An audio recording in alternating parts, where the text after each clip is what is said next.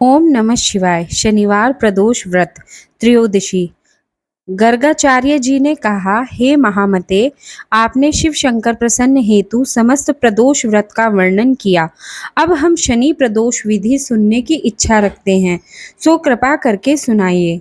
तब सूत जी बोले, हे ऋषि, निश्चयात्मक रूप से आपका शिव पार्वती के चरणों में अत्यंत प्रेम है। मैं आपको शनि त्रयोदशी के व्रत की विधि बतलाता हूँ, सो ध्यान से सुने। पुरातन कथा है कि एक निर्धन ब्राह्मण की स्त्री दरिद्रता से दुखी हो शांडिल्य ऋषि के पास जाकर बोली, हे महामुने, मैं अत्यंत दुखी हूँ, दुख निवारण का उपाय बतलाइए। मेरे दोनों पुत्र आपकी शरण हैं। मेरे ज्येष्ठ पुत्र का नाम धर्म, जो कि राजपूत है, और लघु का नाम शुचिव्रत है। हम दरिद्री हैं, आप ही हमारा उद्धार कर सकते हैं। इतनी बात सुन ऋषि ने शिव प्रदोष व्रत करने के लिए कहा।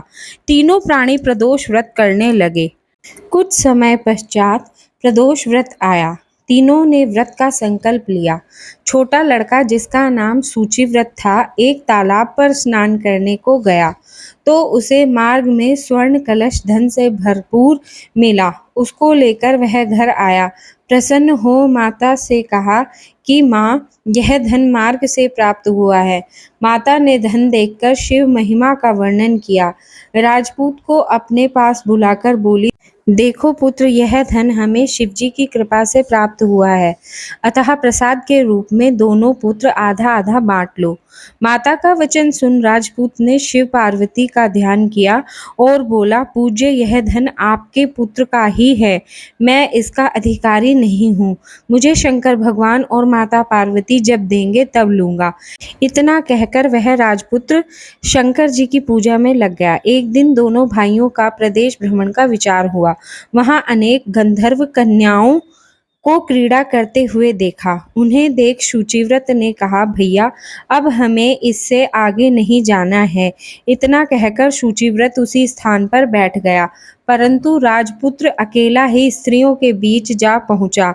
वहां एक स्त्री अति सुंदर राजकुमार को देख मोहित हो गई और राजपुत्र के पास पहुंचकर कहने लगी कि हे सखियों, इस वन के समीप ही जो दूसरा वन है, तुम वहां जाकर देखो, भांति भांति के पुष्प खिले हैं, बड़ा सुहावना समय है, उसकी शोभा देखकर आओ। मैं यहाँ बैठी हूँ, मेरे पैर में बहुत पीड़ा है।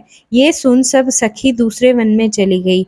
वह सुंदर राजकुमार की ओर देखती रही। इधर राजकुमार भी कामुक दृष्टि से निहारने लगा। युवती बोली, अब कहाँ रहते हैं, वन में कैसे पधारे, किस राजा के पुत्र हैं, क्या नाम है? राजकुमार बोला, मैं विदर्भ नरेश का पुत्र हूँ, आप अपना परिचय दे। युवती बोली, मैं विद्रविक नामक गंधर्व की पुत्री हूँ, मेरा नाम अंशुमति है। मैंने आपकी मन स्थिति को जान लिया है कि आप मुझ पर मोहित हैं। विधाता ने हमारा तुम्हारा संयोग मिलाया है। युवती ने मोतियों का हार राजकुमार के गले में डाल दिया। राजकुमार हार स्वीकार करते हुए बोला कि हे भद्रे, मैंने आपका प्रेम उपहार स्वीकार कर लिया है, परंतु मैं निर्धन हूँ। राजकुमार के इन वचनों को सुनकर गंधर्व कन्या बोली कि मैं जैसा कह चुकी हूँ वैसा ही करूँगी, अब आप अपने घर जाओ। इतना कहकर गंधर्व कन्या सखियों से जा मिली। घर जाकर राजकुमार ने सूचिव्रत को सारा वृतांत कह सुनाया। तीसरा दिन आया, वह राजपुत्र सूचिव्रत को लेकर उसी वन में जा पहुंचा।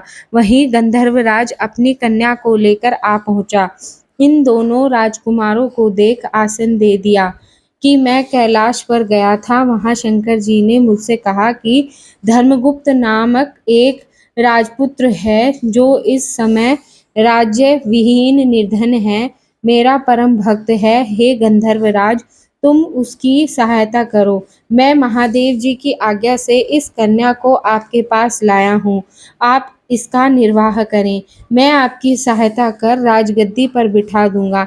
इस प्रकार गंधर्वराज ने कन्या का विधिवत विवाह कर दिया। विशेष और धन सुंदर गंधर्व कन्या को पाकर राजपुत्र अति प्रसन्न हुआ। भगवान कृपा से अपने शत्रुओं को हराकर राज्य का सुख भोगने लगा। हर हर महादेव।